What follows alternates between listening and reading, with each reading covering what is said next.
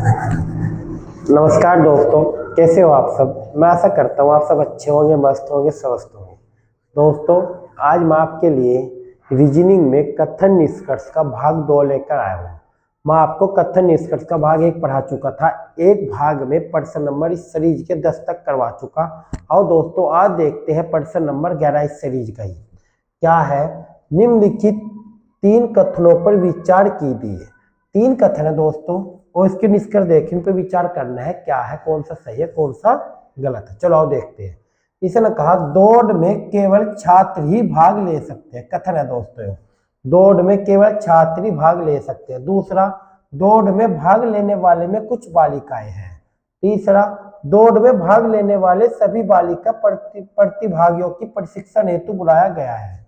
जैसे कि दौड़ में भाग लेने वाली सभी बालिका प्रतिभागियों को प्रशिक्षण हेतु बुलाया गया है। उपयुक्त कथन के आधार पर 3 कथन है दोस्तों, 3 कथन है। उपयुक्त कथन के आधार पर निम्नलिखित में से कौन सा निष्कर्ष निकाला जा सकता है। क्या है? पहला, दौड़ के सभी प्रतिभागियों को प्रशिक्षण हेतु बुलाया गया है। देखो दोस्तों, इसने पहले ऑप्शन में क्या कहा था आपको, जहां सभी आवेगा लिखा हुआ निष्कर्ष में कुछ पॉइंट बताए थे भाग 1 में, कुछ पॉइंट आपको याद रखने हैं। एक तो ये बताता है, एक देखो दोस्तों, इसने कहा सभी प्रतिभागियों को प्रशिक्षण हेतु बुलाया गया। सभी को तो बुलाया, क्या है प्रशिक्षण हेतु किसे बुलाया, सभी बालिकाओं को प्रशिक्षण हेतु बुलाया गया। केवल बालिकाओं को बुलाया, न कि सभी को। ठीक दोस्तों, तो ये गलत हो जाएगा। आओ अब देखते हैं बी ऑप्शन, सभी छात्रों को प्रशिक्षण हेतु बुलाया गया है। दौड़ के सभी प्रतिभागियों को प्रशिक्षण हेतु बुलाया गया है। सभी छात्रों को नहीं बुलाया, किसे बुलाया, केवल बालिका को। दौड़ के सभी प्रतिभागी छात्र हैं, उपयुक्त में से कोई नहीं। दौड़ के देखो, दौड़ में केवल छात्र ही भाग ले सकते हैं और दौड़ के सभी प्रतिभागी छात्र हैं। ये राइट इसका आंसर हो जाएगा, क्योंकि यहाँ दौड़ में भाग लेने वाले नहीं, दौड़ में केवल कौन भाग ले सकते हैं, छात्र ही भाग ले सकते हैं। और यहाँ कह दिया दौड़ के सभी प्रतिभागी छात्र हैं, और यहाँ भी छात्र, वहां भी छात्र, यहाँ भी सभी, वहां भी सभी। इसका मतलब इसका राइट आंसर हो जाएगा ऑप्शन सी। तो दोस्तों, ये आपकी समझ आया होगा। और इसी के साथ चलते हैं प्रश्न नंबर 12 की ओर। कथन कथन है दोस्तों, क्या है, कथन है पिछली ग्रीष्मकाल की छुट्टियों के दौरान गर्विंत है दोस्तों, एक लड़का एक ग्रीष्म शिविर में गया, जहां उसने पद यात्रा, तैराकी, चालन में भाग लिया।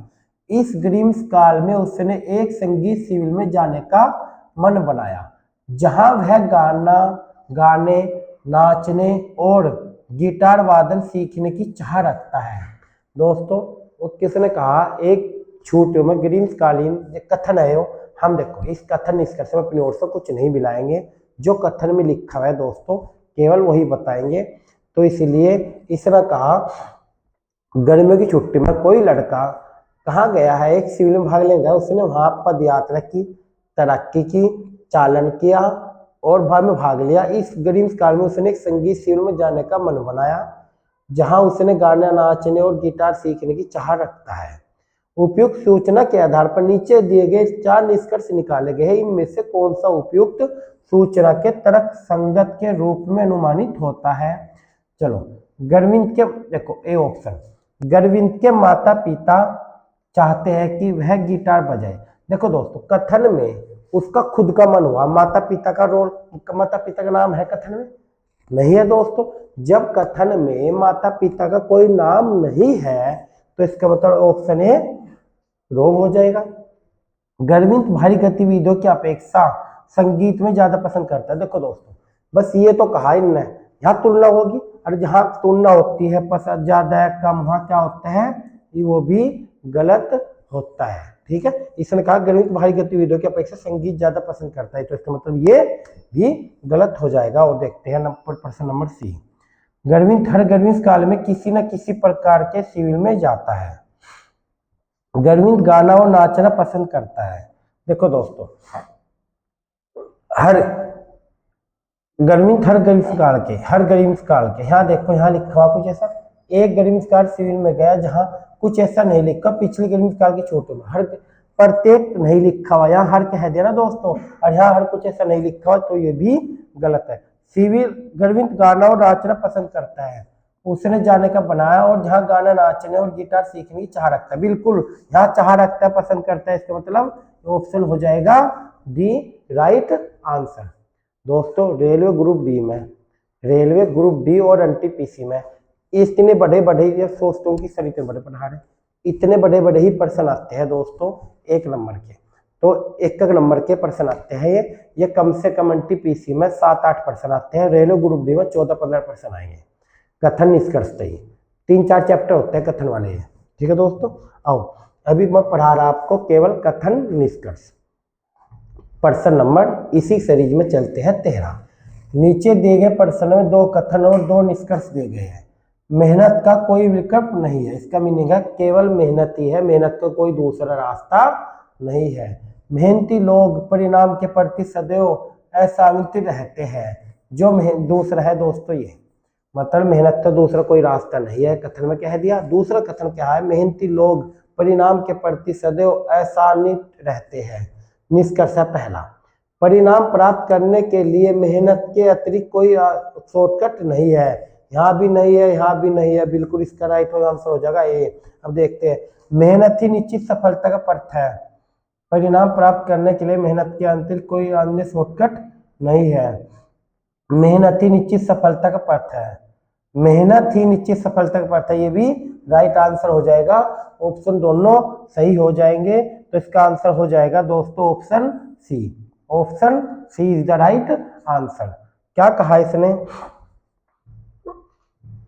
सी, इसका आंसर हो जाएगा ए, ये वाला। ठीक दोस्तों, अब ये वाला कैसे है, देखो ए में है सी, सी आया हमारे पे, तो ए पे टिक कर करना। यह गलती को दोस्तों पेपर में यह गलती ना करना, देखो यहाँ क्या दे रखा, ए का क्या दे रखा है इसने बी, तो हमारे पे बी गलत है, तो इसका ए नहीं है। तो उसके बाद इन्हें बी का दे रखा है, बी का दे रखा है, तो सी, बी का दे रखा है और ए का दे रखा सी, तो ए का इन्हें क्या दे रखा सी, तो दोस्तों ए का सी दे रखा, तो ए इसका ए का सी दे रखा है, तो इसका आंसर हो जाएगा option C is the right answer. ठीक दोस्तों, आओ ये बात ध्यान रखना, क्योंकि इसने कहा कथन, अपनी ओर से हमें कुछ नहीं मिला, क्या करना है, मेहनत का कोई दूसरा रास्ता नहीं है, और इनका परिणाम प्राप्त करने के लिए मेहनत के अंतरिक्त कोई शॉर्टकट नहीं है, बिल्कुल सही है। इसके बाद मेहनत एक निश्चित सफलता का रास्ता है, मेहनती लोग परिणाम के प्रति सदैव अनुसरित रहते, इसका मीनिंग बिल्कुल सही है दोस्तों। ठीक है, इसका क्योंकि दूसरा रास्ता नहीं है, केवल मेहनत ही है। आओ इसी के साथ चलते हैं प्रश्न नंबर 14 की ओर। कथन, कैटक्स पौधे, कटक्स पौधे होते हैं दोस्तों कांटेदार, कटक्स पौधे गुद्देदार होते हैं, लेकिन उन्हें कम पानी की आवश्यकता होती है। कथन क्या कह दिया, जो कटक्स पौधे होते हैं वे गुद्देदार होते हैं, लेकिन उन्हें कम पानी की आवश्यकता होती है। निष्कर्ष है पहला, सभी गुद्देदार पौधे कटक्स होते हैं। देखो दोस्तों, कटक्स पौधे गुद्देदार होते हैं और सभी गुद्देदार पौधे कटक्स होते हैं, ये बात गलत है। क्यों, देखो यहाँ कटक्स के बारे में देखा, पौधे के बारे में देखा है, गुद्देदार पौधे के बारे में देखा, तो इसका मतलब ये गलत है। एक बात थोड़ी कही थी मैं आपको, जहां सभी आओगा लिखा हुआ ये शब्द आएंगे वहां गलत हो, कथन में सभी नहीं है, ये कथन में सभी नहीं है और निष्कर्ष में सभी है, तो इसका मतलब ये गलत हो जाएगा। कटक्स पौधों को कम आवश्यकता होती है पानी की, कटक्स पौधों को, कटक्स पौधे गुद्देदार होते हैं लेकिन उन्हें कम पानी की आवश्यकता, बिल्कुल सही है, कथन में बात लिखी हुई है, कथन में यह बात लिखी हो कि कटक्स पौधों को कम पानी की आवश्यकता होती है, और यह बात सही है, कटक्स पौधों को कम पानी की आवश्यकता होती है। इसका आंसर हो जाएगा option B is the right answer, option B, केवल दूसरा निष्कर्ष निकलता है। तो दोस्तों आपको ऐसे इस टाइप से प्रश्न कथन निष्कर्ष के करने हैं। आओ इसी के साथ चलते हैं प्रश्न नंबर 15 की ओर। कथन, सभी लड़के ईमान, देखो दोस्तों सभी आगे से मैं लिखा हूं कथन में, अगर निष्कर्ष में सभी आओगे तो सही होगा, कथन में आ सभी तो सही, लेकिन कथन में सभी आगा, कथन में कुछ नहीं देखा, निष्कर्ष सभी आगे तो गलत होगा, मैं आपको ये बात बताई थी। और देखते हैं, सभी लड़के ईमानदार है, सुरेंद्र ईमानदार है। देखो सभी लड़के ईमानदार है, सुरेंद्र ईमानदार है, सभी लड़के, जितने भी लड़के हैं वे सारे ईमानदार हैं, सारे लड़के ईमानदार हैं, ठीक है। सुरेंद्र ईमानदार है, सुरेंद्र एक लड़का है, सभी ईमानदार लोग लड़के हैं। देखो इसने क्या कहा, सभी लड़के ईमानदार हैं, सभी लड़के ईमानदार हैं यानी कि होंगे लड़के। देखो दोस्त ये लड़के हैं, ये सभी लड़के ईमानदार हैं, सभी लड़के ईमानदार हैं। सुरेंद्र ईमानदार है, सुरेंद्र ईमानदार है तो सुरेंद्र आ जाएगा ईमानदार के अंदर, सुरेंद्र ईमानदार के अंदर आ जाएगा। सुरेंद्र एक लड़का है। दोस्तों देखो हम ये बात कह भी सके सुरेंद्र का लड़का है, नहीं कह भी सकते, नहीं कह भी कह सकते। सभी ईमानदार लोग लड़के हैं, सभी ईमानदार लोग लड़के हैं, ये बात गलत है। सुरेंद्र एक लड़का है, यह बात सही है, क्योंकि सभी लड़के ईमानदार हैं, सुरेंद्र एक ईमानदार है तो सुरेंद्र एक लड़का है। ठीक दोस्तों, केवल इसका निष्कर्ष पहला इज द राइट आंसर, पहला निष्कर्ष निकलता है। ठीक है दोस्तों, और इसी के साथ चलते हैं प्रश्न नंबर 16 की ओर। कथन, रविंद्रनाथ टैगोर ने बहुत सी कविताएं लिखी। कथन में कह दिया रविंद्रनाथ टैगोर ने बहुत सी कविताएं लिखी। प्रत्येक कवि को सौंदर्य परक ज्ञान होता है, ये भी कथन है दोस्तों, प्रत्येक कवि को सौंदर्य परक ज्ञान होता है। दूसरा, सौंदर्य शास्त्र मूल्याश्रित अध्ययन का एक भाग है। ये 3 कथन है दोस्तों। और निष्कर्ष है पहला, रविंद्रनाथ टैगोर ने विभिन्न मूल्याकर्षित अध्ययन किए। रविंद्रनाथ टैगोर ने बहुत सी कविताएं लिखी, प्रत्येक कवि को सौंदर्य परक ज्ञान होता है, सौंदर्य शास्त्र मूल्याकर्षित अध्ययन है, बिल्कुल सही है। रविंद्रनाथ टैगोर ने मूल्याकर्षित अध्ययन किए, इसका ए सही हो जाएगा। बी देखते हैं, उन्हें तर्क शास्त्र और नीति शास्त्र। देखो दोस्तों कथन में देखो सौंदर्य परक दे रखा, सौंदर्य शास्त्र दे रखा, मूल्याकर्षित देखा, तर्क शास्त्र और नीति शास्त्र के बारे में कुछ बता रखा नहीं ना, बता रखा ना, तो ये गलत हो जाएगा, क्योंकि रविंद्रनाथ टैगोर की बात सौंदर्य परक से है, सौंदर्य शास्त्र है, ना कि तर्क शास्त्र और नीति शास्त्र का, क्योंकि इसमें बात कथन में नहीं दे रखी, हम अपनी ओर से कुछ नहीं मिलाएंगे, तो इसका आंसर हो जाएगा केवल ए इज द राइट आंसर हो जाएगा ऑप्शन ए। ठीक है दोस्तों, ये रेलवे में आते हैं। ठीक है, और इसी के साथ चलते हैं प्रश्न नंबर 17 की ओर। कथन, यदि सभी खिलाड़ी पूरी अक्षमता के साथ खेलते हैं तो हम फाइनल मैच जीत जाएंगे। हम लोग मैच जीत गए। इसने क्या कहा, यदि सभी खिलाड़ी पूरी अक्षमता के साथ खेलते हैं तो हम फाइनल मैच जीत जाएंगे, हम लोग फाइनल मैच जीत गए। इसका मीनिंग क्या है, इसका मीनिंग है सभी खिलाड़ी, जितने भी खिलाड़ी हैं सभी अपनी पूरी अक्षमता के साथ खेले हैं।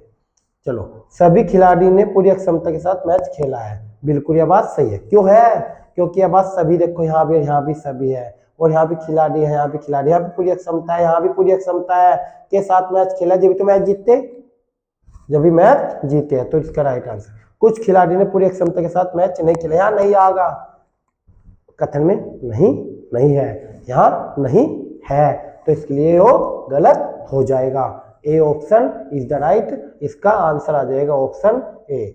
ठीक है दोस्तों, ये भी आपकी समझ आया होगा।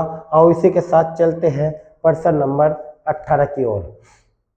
इसी के साथ चलते हैं प्रश्न नंबर 18 की ओर। कथन, ये कथन है दोस्तों, एक कॉर्पोरेट जनरल मैनेजर ने अपने नीचे कार्य करने वाले 4 मैनेजर को कहा, कॉर्पोरेट मैनेजर है, उसके 4 नीचे मैनेजर काम करते हैं, उसे कहा कि कल शाम तक वह खुद त्याग पत्र दे दे, यानी या फिर मैं उन्हें खुद निकाल दूंगा नौकरी से, या तो खुद त्याग पत्र दे दे या फिर मैं उनको निकाल दूंगा। परिणाम परिस्वरूप दोनों लोगों ने त्याग पत्र दे दिया। इसके परिणाम 4 लोगों का था, लेकिन दिया किसने, 2 लोगों ने। और देखते हैं अगले दिन बाकी बच्चे 2 मैनेजर त्याग पत्र दे देंगे नहीं देंगे। दोस्तों ये कथन में लिखा हुआ है, बस ये कहा था कि दे दो या दो न, अगले दिन कहा उन्होंने, कथन में लिखा नहीं कहा ना, तो इन फ्यूचर की बात है, तो ये गलत हो जाएगा, क्योंकि अगले दिन की तो कोई हमें ये कहा ही नहीं कि अगर या तो आज दे दो कल को दे दो। उन्होंने कहा है, मैनेजर को कहा कि कल शाम तक वो या तो खुद त्याग पत्र दे दे या नौकरी से निकालने के लिए तैयार रहे।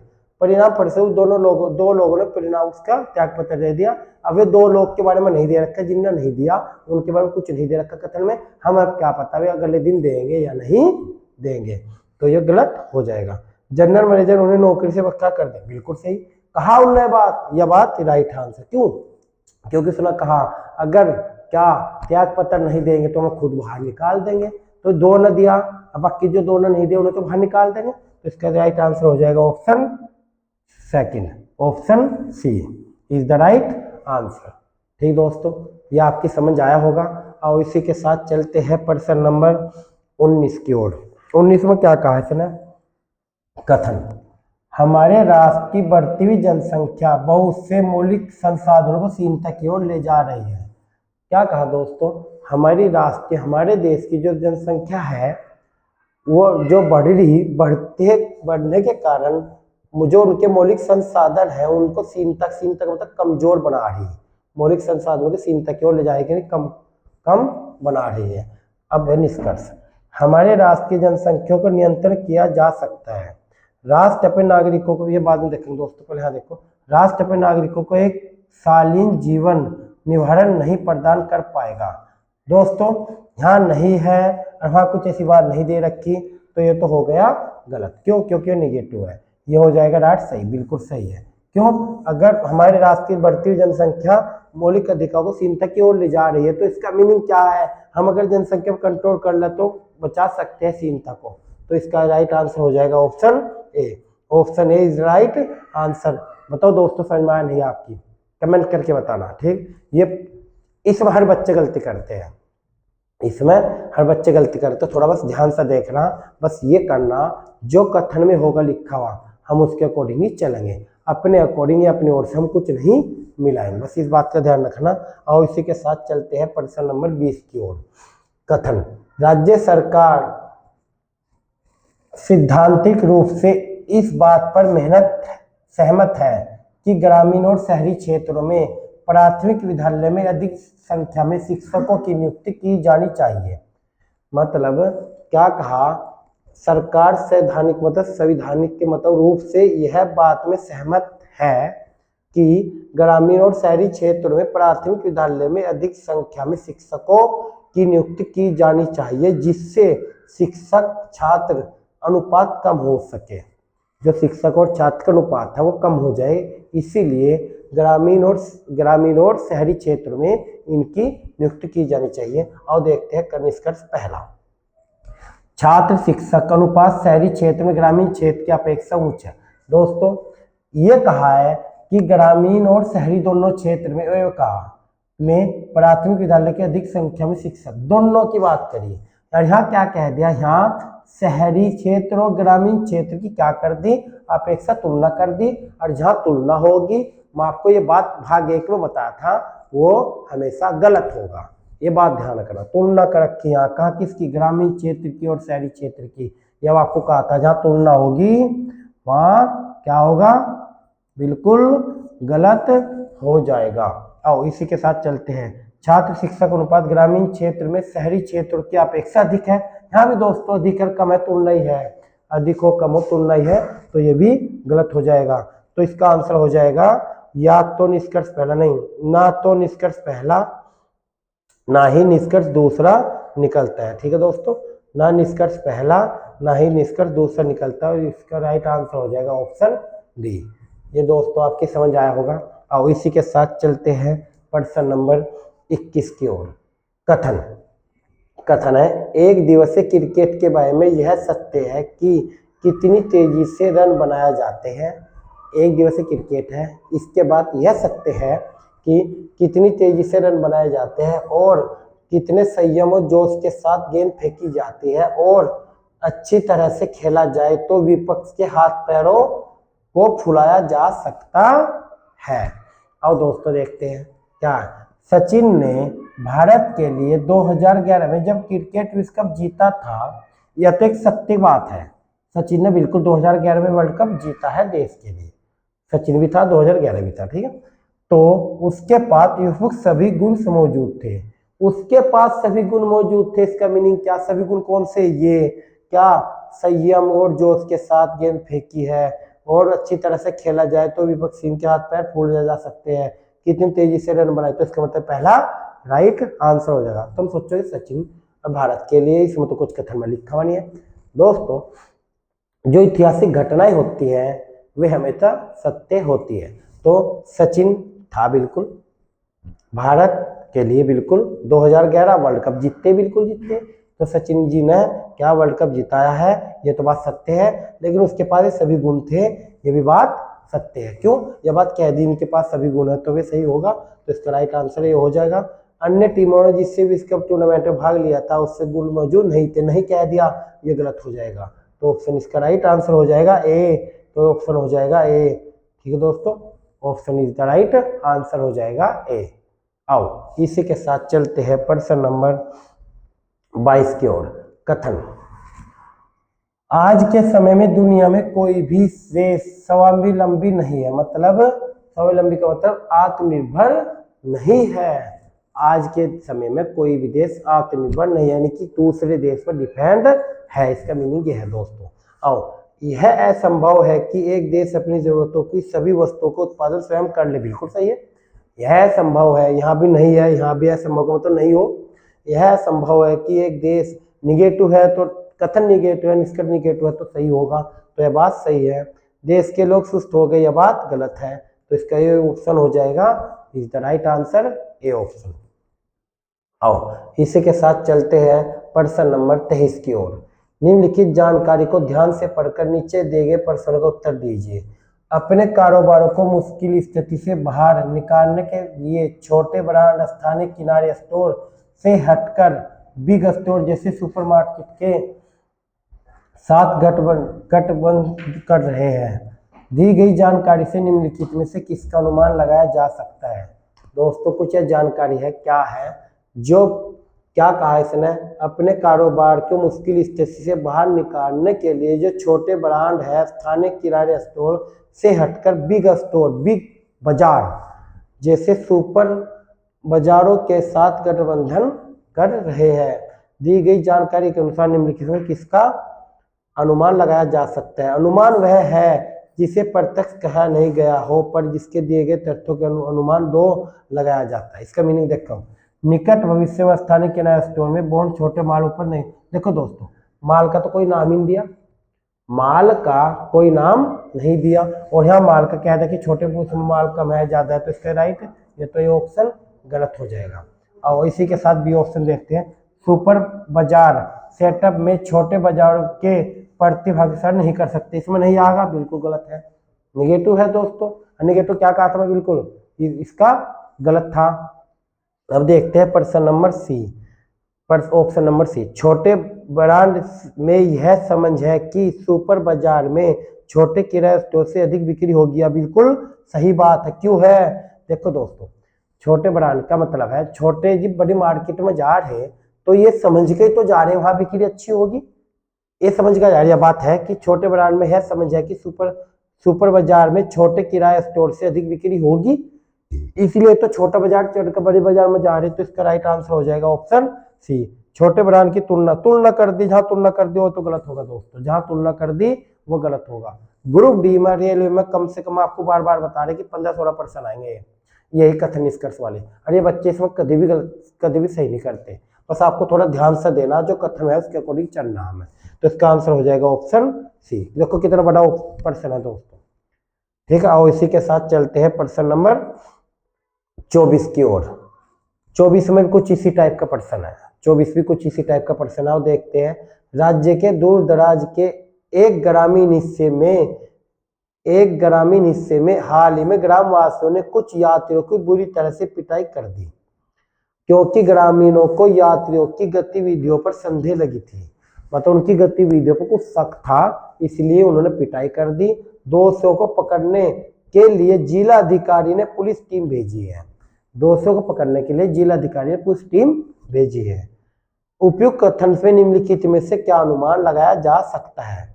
और देखते हैं ऑप्शन ए, ग्रामीण को अपने इलाके में अजनबी की उपस्थिति पसंद नहीं है, ऐसा तो है ही नहीं, तो ये कथन में तो कोई बात कही नहीं कि ग्रामीण को अपने इलाके में अजनबी की स्थिति पसंद नहीं, यह बात कहीं बस ये बात कही कि वे गलत थे लोग जिनकी पिटाई करी, अजनबी का कोई नाम नहीं दिया, तो इसका मतलब यो कथन के अकॉर्डिंग गलत हो जाएगा। दूसरा ऑप्शन देखते हैं। ग्रामीण आमतौर पर शक्की होते नहीं, शक्की का तो कोई नाम ही नहीं है उसमें, ये भी गलत हो जाएगा। गतिविधि है उनकी, संदेह था, शक का कोई नाम नहीं है। अब देखते हैं। यात्री ग्रामीण इलाकों में जाना पसंद करते हैं, ये भी बात नहीं लिखी हुई है कि यात्री कहाँ कौन से इलाके में जा रहे, कौन से इलाके में नहीं जा रहे। सरकार सामान्यतः सारे देश में यात्रियों की सुरक्षा प्रदान करती है, यह बात सही है। सुरक्षा प्रदान करते हैं जब भी जिला अधिकारी ने पुलिस टीम वहां भेजी है। जिला अधिकारी ने क्या भेजा है, इस लाइन से जिला अधिकारी पुलिस टीम भेजी है, इसलिए सरकार सामान्य से सारे देश के यात्रियों की सुरक्षा करती है। इसका राइट आंसर हो जाएगा ऑप्शन डी, इसका राइट आंसर हो जाएगा। तो दोस्तों ये थे आज कथन निष्कर्ष का भाग 2, और ये कैसा लगा है आपको कमेंट करके बताना। अच्छा लगा हो तो लाइक कर देना। थैंक यू दोस्तों।